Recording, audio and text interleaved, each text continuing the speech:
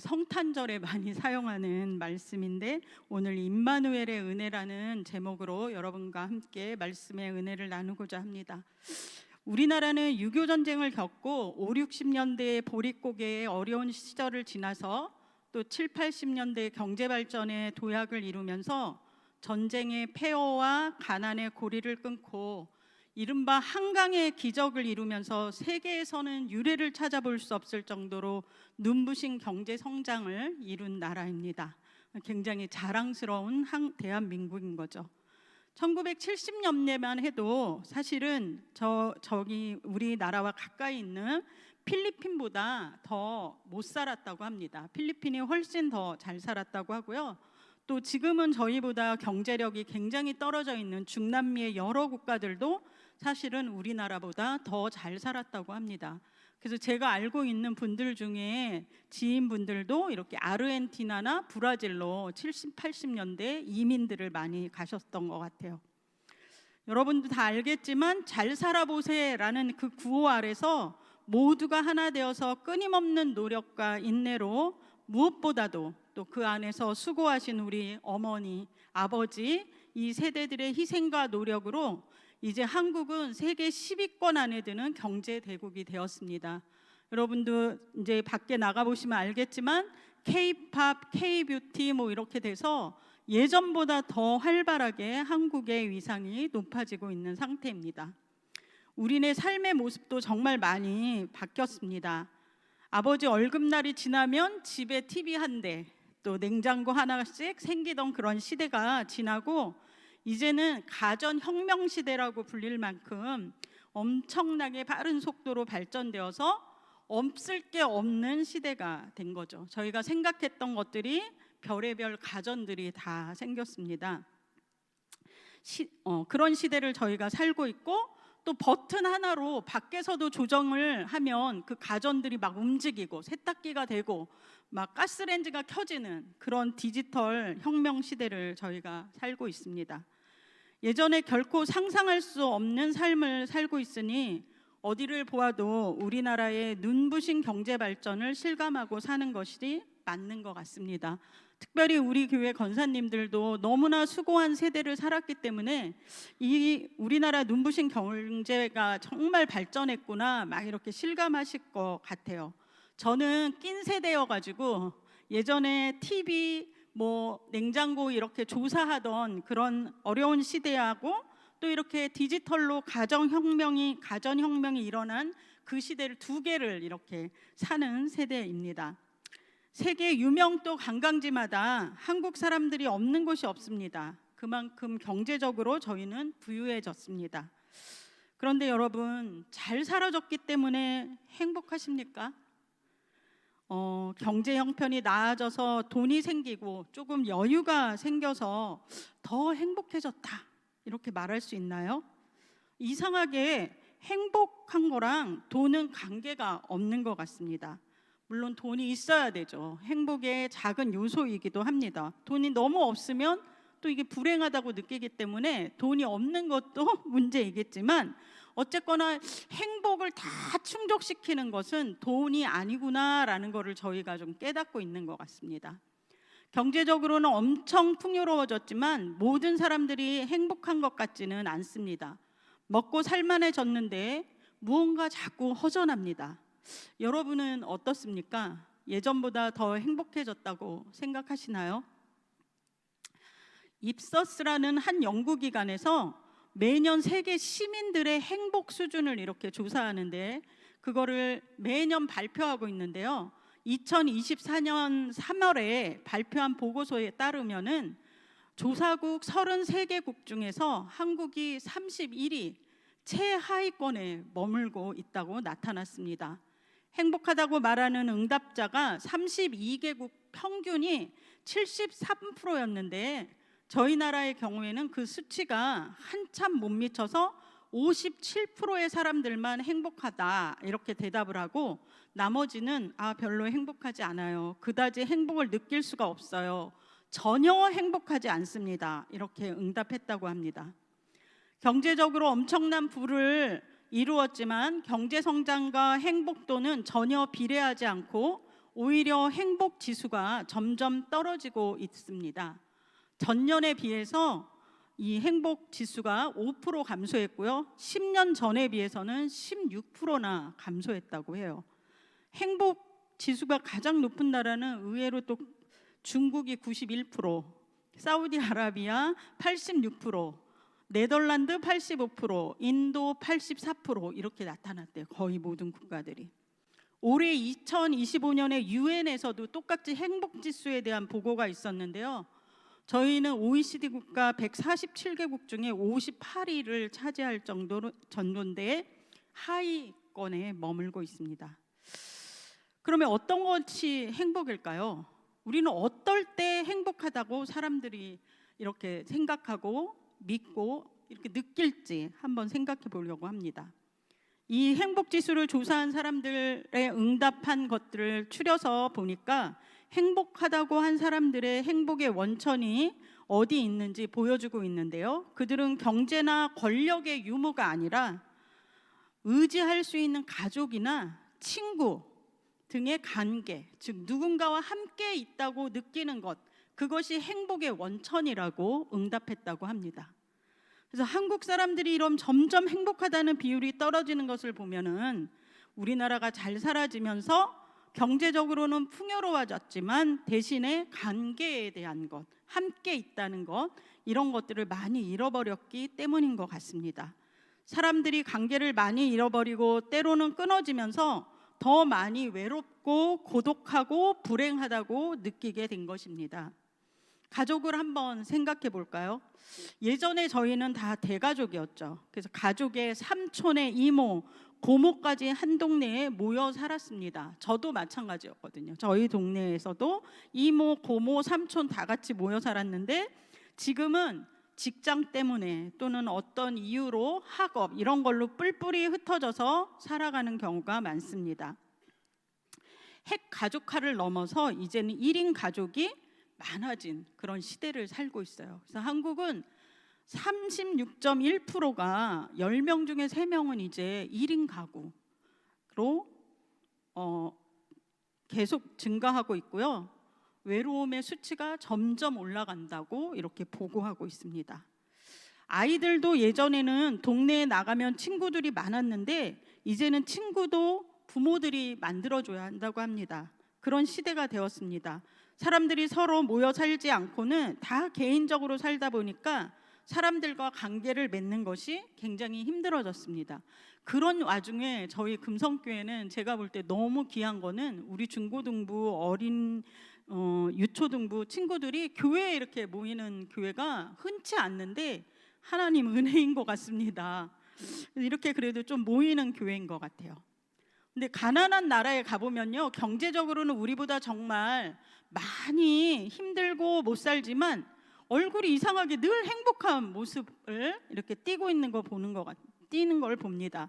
돈도 없고 사실 물자도 부족하고 집도 굉장히 좁지만 함께 어우러져가는 살아가는 모습 속에서 행복함이 이렇게 묻어납니다. 제가 작년 2025년 7월에 필리핀에 갔다 왔는데 이렇게 신방을 해보니까 거실 하나 방 하나 큰 거에 같이 이렇게 칸막이를 쳐서 사는데도 다 즐겁고 행복해 보이는 거예요. 그래서 우리보다 정말 못 살고 또 이 형편이 정말 어려운데 이들은 함께 하는 게 굉장히 행복한 삶이구나, 이런 생각들을 많이 하게 됐습니다. 그런데 여러분, 우리가 이렇게 행복이라는 게 관계 가운데 있구나라는 걸 어렴풋이 느끼는데 하나님이 우리의 행복을 가장 잘 아시는 분입니다. 우리가 어떨 때 행복한지, 우리가 어떻게 하면 더 행복해지는지를 가장 잘 아시는 분이 바로 하나님이십니다. 왜냐하면 그분이 우리를 만드셨기 때문입니다. 창세기 1장 26절에 하나님이 이르시되 우리 형상을 따라 우리의 모양대로 우리가 사람을 만들고, 이렇게 말씀하고 계시거든요. 창세기 1장 27절에는 하나님이 자기 형상, 곧 하나님의 형상대로 사람들을 창조하시되 남자와 여자를 창조하셨다, 이렇게 말씀하고 있습니다. 태초에 하나님은 우리를 우리의 하나님의 형상대로 창조하셨습니다. 하나님은 우리의 형상대로, 우리의 모양대로 이렇게 복수를 쓰시면서 성부, 성자, 성령 삼위일체로 계시는 한 분 하나님이신 것입니다. 삼위일체 하나님은 서로 따로 떨어져서 있는 것이 아니라 서로 사랑하는 관계로 그렇게 함께 그 관계를 이루면서 존재하시는 분인 겁니다. 그런 하나님의 형상대로 또 그 DNA로 우리 사람을 창조하셨기 때문에 우리는 서로 관계를 맺고 함께 살아가는 것이 너무나 자연스럽고 당연스러운 일인 것입니다. 하나님은 우리 사람들과 사랑의 관계를 맺으면서 함께 살아가게 하시기 위해서 우리를 창조하셨습니다. 그분과 함께 사는 삶, 그것이 바로 우리 행복의 원천인 것이었죠. 하지만 이 사랑의 관계는 오래가지 못했어요. 어떻게 되었습니까? 사단이 거짓말로 모든 것을 깨트려 버렸습니다. 사람은 하나님께 불순종함으로 하나님과 더 이상 좋은 관계를 맺지 못하고 하나님을 두려워하고 피하게 되었습니다. 하나님과 함께하는 관계를 자신의 삶 가운데 잃어버린 사람들은 늘 두려움과 공허함 가운데 살아갈 수밖에 없습니다. 사람들은 희한하게, 여러분도 이렇게 보시면은 관계 맺는 것을 힘들어하지만 또 한편으로는 관계가 너무 필요한 존재들인 거죠. 그리고 그 관계를 맺을 때 행복감을 얻습니다. 우리의 태생이 그렇기 때문입니다. 그런데 하나님 없이 사는 사람들이 돼버린 이 제약 세상 속에서는 또 그 관계를 맺는 것을 두려워하면서 살아가고 있는 겁니다. 그러나 사랑하는 성도 여러분, 사탄 때문에 하나님과 이렇게 망가졌던, 그래서 인생에서도 관계가 망가져버려 어둠과 허무한 제약 가운데 있었던 우리를 구원하시고 또 그 관계를 회복하시려고 하나님이 그 아들 예수 그리스도를 이 땅에 보내주셨습니다. 바로 그 예수 그리스도가 우리 행복한 삶의 회복을 가져오시는 놀라운 사건이 이루어진 것이죠. 오늘 마태복음 1장 22절에 이 모든 일이 된 것은 선지자로 하신 말씀을 이루려 하심이라 라고 읽었는데요. 이거는 이사야 선지자, 그 선지자라고 하는 거는 이사야 선지자가 7장 14절에 보면 이사야 선지자가 쓴 이사야서에 그러므로 주께서 친히 징조를 너희에게 주실 것이라 보라 처녀가 잉태하여 아들을 낳을 것이요 그 이름을 임마누엘이라 하리라 이렇게 말씀하셨는데 그 말씀이 지금 마태복음에 기록된 것입니다. 그래서 마태복음 1장 23절에 그 이사야 7장 14절에 있었던 보라 처녀가 잉태하여 아들을 낳을 것이요 그의 이름은 임마누엘이라 하리라 하셨으니 이를 번역한즉 하나님이 우리와 함께 계시다 함이니라 라고 말씀하고 있습니다. 이 마태복음을 쓴 마태는 구약의 메시아 오심의 성취로 예수 그리스도가 하나님을 잃어버린 죄와 외로움과 허무 속에 허덕이는 인생 가운데로 걸어오셔서 함께 하시는 임마누엘의 은혜를 1장에서 강력하게 선포하고 있는 것입니다. 창조주 하나님이 저 멀리 계신 것이 아니라 우리 삶의 현장 바로 내 곁에 오신 이것이야말로 우리에게 전하는 마태가 전해주고 싶었던 가장 기쁜 소식, 강력한 하나님의 복음인 것입니다. 히브리어로 임마누엘은 임마누, 그러니까 임이라는 거는 누구누구와 함께, 마누는 우리, 그리고 엘은 하나님을 뜻하는데요. 그러니까 하나님이 우리와 함께 하신다라는 뜻이죠. 임마누엘이. 그 임마누엘 자체의 그 이름이 강력한 진동을 갖고 있을 뿐만 아니라 메시지를 갖고 강력한 말씀인 것입니다. 하나님이 우리와 함께 하신다는 이 은혜가 도대체 얼마나 강력하고 놀라운 것입니까? 하나님은 멀리서 지켜보는 감시자가 이제는 아닌 것입니다. 초월적 존재로서가 아니라 내재하시고 내 안에 함께 하시는 예수 그리스도 자신이 임마누엘 하나님이 되신 것입니다. 하나님이 우리 속에 들어와 계시는 겁니다. 인생이 가장 어렵고 또 두려운 그런 힘든 시간에도 또 바로 지금 높은 곳이 아니라 여기에 우리 옆에, 우리가 병을 얻어도 또 때로는 힘들어지고 아파져서 병원을 다녀도, 밥을 먹어도, 또 슬프고 애로울 때도, 때로는 즐겁고 너무너무 기쁠 때도, 그 어떤 순간에도 바로 여기 가장 강력한 이름으로 능력 많으시고 사랑 많으신 그 존재이신 하나님이 바로 내 옆에 지금 함께 있다는 것입니다. 사랑하는 성도 여러분, 임마누엘, 하나님이 함께 있다는 것이 얼마나 중요한지 모릅니다. 특별히 그리스도인에게서는 이 임마누엘의 은혜를 누리고 산다는 것이 너무너무 중요한 일입니다. 성경에는 하나님과 함께하는 인생이 얼마나 다르게 세상과는 다른 믿음의 삶을 살아가는지 보여주는 증거들이 너무나 많습니다. 구약에 우리가 먼저 생각해 보면 17살에 애굽의 노예로 팔려갔던 요셉을 한번 생각해 볼 수 있습니다. 요셉은 너무나 고통과 고난의 시기에 더 배신감을 느끼는 것은 가족들의 배신이죠. 형들의 배신을 당하고 이제 노예 신세가 되었습니다. 그러나 그에게 함께 하시는 하나님이 있었기 때문에 그는 어떤 환난 가운데서도, 또 심지어는 그 노예 생활하면서 모함을 받아가지고 감옥 생활까지 하게 되잖아요. 근데 그러한 생활 속에도 이겨내고 하나님이 주시는, 함께 하셔서 주시는, 형통하게 하시는 그 복을 받았습니다. 그래서 애굽의 총리가 되지요. 그리고 이스라엘 백성까지도 구원하는 구속사의 큰 연결자가 되었습니다. 또 여러분, 출중한 지도자 모세의 그림자 속에 살았던 여호수아를 한번 생각해 보세요. 여호수아는 모세의 그 훌륭한 지도력의 그림자에 있었고, 그 지도력을 다 받지도 못하기 전에 모세가 돌아가셨죠. 그런데 남아있는 가제가 있었습니다. 그 가제는 가장 강력한 가나안 정복이라는 큰 가제를 가지고 있었습니다. 그래서 가나안을 정복해야 되는데 너무나 두려운 그런 사명을 받은 사람이 되었던 거죠. 그러나 여호수아 1장 5절에 보면 여호수아에게 하나님이 뭐라고 하냐면, 내가 모세와 함께 있었던 것 같이 너와 함께 있을 것이니라. 내가 너를 떠나지 아니하며 버리지 아니하리로다 라고 약속하고 계시거든요.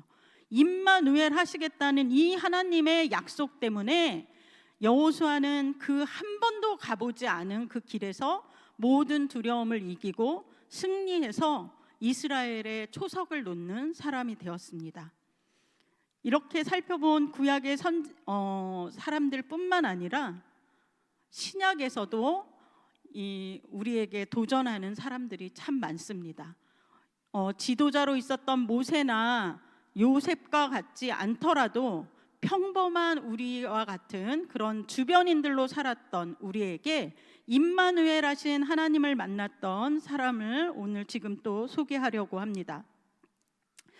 그 외롭고 정말 답이 없던 인생 가운데 찾아오신 예수님을 만남으로 인해서 하나님이 함께하는 경험을 한 그 인생이 얼마나 놀랍게 변화된 삶을 살게 되는지 여러분 요한복음 4장에 보면 여러분 너무 잘 알고 있는 수가성에 살고 있는 그 여인, 수가성 여인을 아실 겁니다. 예수님이 한낮에 물을 기르러 온 그 사마리아 수가성 여자를 만나게 됩니다. 그 여자는 남편이 5이 있었지만 그리고 계속 바뀌었어요. 그리고 지금은 6번째 남편하고 살고 있었지만 그 남자도 자기 남편 같지 않은, 정말 대면대면하게 살고 있는 정말 기구한 여자였습니다. 남편이 있었지만 여인은 남편으로부터 어떤 도움도 보호도 받을 수 없는 사람이었습니다. 아마도 동네 사람들한테 창피해서 자신의 삶의 그런 수치스러운 것들을 드러내놓고 말할 수 없었을 것입니다. 그렇기 때문에 남들이 오지 않을 때 정말 몰래 물을 기르러 와야만 했던 신세인 것 같습니다. 누구하고도 함께 할 수 없는 사람이었죠. 인생의 해답 없이 외로움으로 영혼마저 메마른 이 여인에게 영원히 목마르지 않은 참된 생수이신 예수님이 찾아오십니다. 지칠 대로 지치고 어디에도 자신의 사정을 말할 수 없는 수치와 외로움을 앓고 살던 사마리아 여자의 삶에 예수님이 오신 것입니다. 예수님을 만난 그녀의 인생은 어떻게 됐을까요? 여러분, 얼마나 많이 변화됐냐 하면 4장 28절, 요한복음 4장 28절에서는 그녀를 이렇게 말하고 있습니다. 물 길러 온 물동이를 버려두고 동네로 들어가 사람들에게 와서 보라, 그리스도가 아니냐고 증언하는 그런 일이 벌어진 것입니다. 동네 사람들하고 말도 걸지 않고 그 사람들을 만나고 싶지도 않고 그 사람들에게 자기의 수치가 드러날까 봐 두려워했던 이 여인은 사람들에게 자기가 해야 될 그 물동이까지 다 버려두고 찾아가서 그리스도를 만나보라고 증언하고 있는 것입니다. 임마누엘 하신 하나님을 만나고 사마리아 여인은 이제 더 이상 외롭지 않았습니다. 사실 그의 환경은 바뀌지 않았을 거예요. 그냥 그 6번째 남편도 계속 있었고 사람들이 다 알아주지 않았을 거예요. 그러나 임마누엘 하신 예수님을 만난 이후부터 그녀는 더 이상 외롭지 않았고 더 이상 수치스럽지 않았습니다. 이제 동네 사람들에게 나가서 예수 그리스도라고 외치는 사람이 되었습니다. 예수 그리스도를 보십시오라고. 임마누엘 대신 예수님의 사랑이 그녀를 새롭게 하셨던 것입니다. 그래서 변화의 기초, 모든 그리스도인의 변화의 기초는 사실 이 임마누엘한 예수님을 인식하고 만날 때부터 놀라운 기적이 이루어지는 것입니다. 다니엘서 12장 4절에 보면은 다니엘이 마지막 때에 이런 말을 하고 있습니다. 다니엘이 마지막 때까지 이 말을 간수하고 이 글을 봉함하라. 많은 사람이 빨리 왕래하며 지식이 더하리라. 이렇게 다니엘서 12장 4절에 써 있는데요.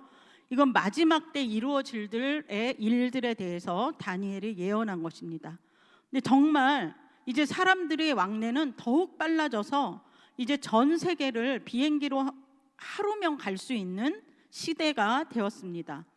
지식도 상상을 초월하게 발전해가지고 이제 로봇이 인간이 하는 일을 모두 대신하고 무인 택시가 다니고 드론이 우리 배달의 민족들을 대체하는 시대가 오고 있습니다.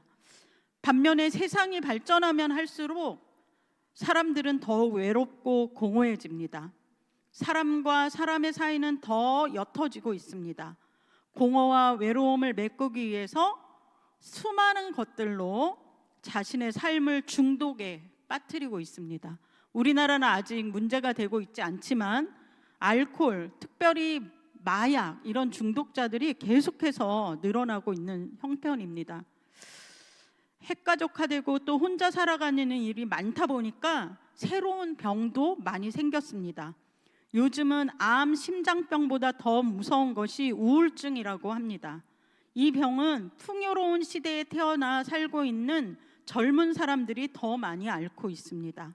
우울증에 걸리는 원인은 많이 있다고 하지만 사실 무엇보다 고독하고 외로운 환경 때문에 삶의 의미를 찾지 못하게 되면서 찾아온다고 합니다. 발전하는 세상 속에 사는 우리 그리스도인들은 어떻습니까? 우리에게도 때때로 고독과 공허와 외로움이 찾아올 때는 없습니까? 세상에 나를 알아주는 사람이 한 명도 없다는 생각이 들 때는 없습니까? 마음이 불안하고 몸이 고통스러운 밤을 보내야만 할 때는 없습니까?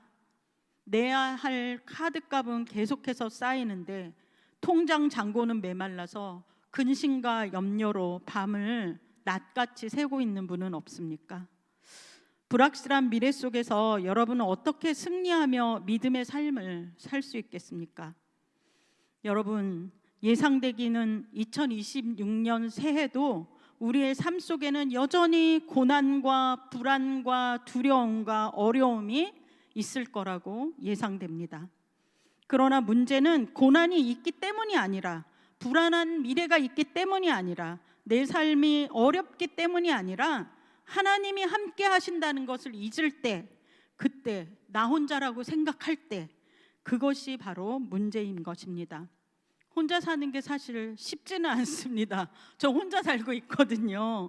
그래서 이 혼자 산다는 거는 두려움을 감내해야지 되고 뭐든지 혼자 결정하기 때문에 불안하기도 합니다. 그리고 외로움 속에 있기도 더 가족들이 있는 분들보다 훨씬 더 많이 있는 것 같습니다. 지난번에 그 책장을 하나 주웠거든요, 제가. 그래서 좀 옮기려고 했더니 도와줄 사람이 없는 거예요. 근데 마침 동생이 전화가 와가지고 옳다구나 해가지고 그 책장을 같이 주워서 저희 집에 갖다 놨는데, 이런 자질구레한 일까지도 사실 되게 힘들게 사는 게 혼자 있다라는 거예요. 그러니까 이 혼자 있다는 게 굉장히 불안하고 어렵고 힘들고 외롭고 그런 것 같습니다. 그런데 다윗은 고백합니다. 시편 23편 4절에 내가 사망의 음침한 골짜기로 다닐지라도 해를 두려워하지 않을 것은 주께서 나와 함께 하심이라. 주의 지팡이와 막대기가 나를 안위하시나이다. 그렇습니다. 여러분, 임마누엘 하나님이 함께 하시면 사망의 음침한 어떠한 골짜기, 어떠한 역경 속에서도 두려움을 이기고 승리하게 될 것입니다. 여러분, 사단은 끊임없이 너는 혼자라고 거짓말을 합니다. 아무도 내 곁에 없다고 우리에게 속삭이고 있을 수도 있습니다. 하지만 여러분, 속지 마십시오. 사단아 물러가라 이렇게 외치십시오. 예수님은 우리 안에 임마누엘 하셔서 지금 바로 내 옆에 우리와 함께 계시다는 것을 잊지 마시기 바랍니다. 믿음은 문제가 없다고, 내 삶에는 고난이 없어, 나는 정말 맨날 행복하게 사는 거야, 이게 믿음이 아니라 문제 속에서도 어려움 속에서도 하나님이 계시다고 고백하는 것, 그게 바로 믿음입니다. 마태복음은 처음 우리가 1장 시작할 때 보라 처녀가 잉태하여 아들을 낳을 것이요 그의 이름을 임마누엘이라 하리라 하시면서 하나님이 우리와 함께 계시다 함이라 라고 선포로 시작해서 임마누엘로 시작해서 또 임마누엘로 끝냅니다. 마태복음 28장 20절에 가면 그 18절 그 앞절에 보면 우리에게 너무나 유명한 대위임 명령, 선교에 대한 대위임 명령을 마치시고 난 다음에 28장 20절 후반절에 가면 내가 세상 끝날까지 너희와 항상 함께 있으리라 하시니라 라고 해서 임마누엘로 끝내고 있습니다. 약속의 성취고 또 약속을 우리에게 주셨습니다. 임마누엘은 위기와 고난의 시기, 불확실과 혼돈의 시대에 하나님이 주신 이름입니다. 마태의 시대에도 그랬고, 마태의 시대에 유대는, 이스라엘 땅은 로마의 압제 속에 살고 있었습니다. 이사야 시대에도 아수르의 침공을 받아서 굉장한 위기 가운데 나라가 처해져 있는 상황 가운데 하나님이 임마누엘을 주셨습니다. 오늘을 살고 있는 우리에게도 불확실한 미래와 혼돈의 시대에 하나님이 이 이름을 주시고 있는 것입니다. 그 이름 대신, 임마누엘 이름 대신 예수님이 우리에게 오셔서 우리를 구원하셨을 뿐만 아니라 우리를 증인으로 세우셨고 세상 끝날까지 항상 우리와 함께 있겠다고 약속하고 계십니다. 그러므로 임마누엘 은혜 안에서 환난이나 공고나 박해나 기근이나 위험이나 적신이나 칼이나 사망이나 생명이나 천사들이나 권세자들이나 현재일이나 장래일이나 능력이나 높음이나 깊음이나 다른 어떤 피조물이라도 우리 주 그리스도 예수 안에 있는 우리들을 그 사랑 안에서 끊을 수 없습니다. 사랑하는 여러분, 그 어느 때보다 더 불안하고 예측 불가능한 우울과 허무와 공허가 공존하는 그런 정말 복음이 정말 필요하지만 복음을 전하기가 너무 어려운 그런 시대를 저희가 살고 있습니다. 사람들은 하나님을 거부하지만 그 어느 때보다 임마누엘 대신 예수님이 필요한 시대를 저희가 살아가고 있는 것입니다. 저는 여러분에게 오늘 도전하고 싶습니다. 2026년 한 해 풍요 속에서 편안하게 그냥 밋밋하게 사는 삶이 아니라 임마누엘 대신 하나님을 전하는 복음의 사명을 들고 가정과 일터와 세상 속에서 고난도 역경도 저주도 믿음으로 이기며 멋지고 활기차게 매일 함께하는 하나님을 경험하는 성도들이 되시기를 부탁드립니다. 임마누엘 은혜를 누리고 나누는 우리 모두 되길 주님의 이름으로 축복합니다. 사랑과 은혜가 충만하신 주님, 하나님 우리의 삶 가운데 걸어와 주셔서 우리의 죄를 한 큐에 정말 하나님 단번에 끊어주시고, 하나님 공허와 혼돈과 불안의 시대를 살지 않게 하시며 구원뿐만 아니라 우리를 주님의 자녀로 삼으셔서 하나님의 소명자로 하나님 세워주신 저희들 참으로 감사합니다. 주님, 우리가 이제 2026년 새해 한 해 동안에도 불안과 혼돈과 또 예측할 수 없는 미래를 살아가게 될 터이지만 우리에게 찾아오셔서 임마누엘 되신 그 주님을 따르며 믿으며 함께 걸어가는 저희 금성교회 모든 성도들 될 수 있도록 은혜 주시고 함께하여 주시옵소서. 그래서 매일의 삶 가운데 임마누엘 되신 하나님을 경험하며 하나님을 기뻐하며 나가는 저희들 될 수 있도록 주께서 복을 내려 주시옵소서. 행하실 주님을 찬양하고 예수님의 이름으로 감사하며 기도드렸습니다.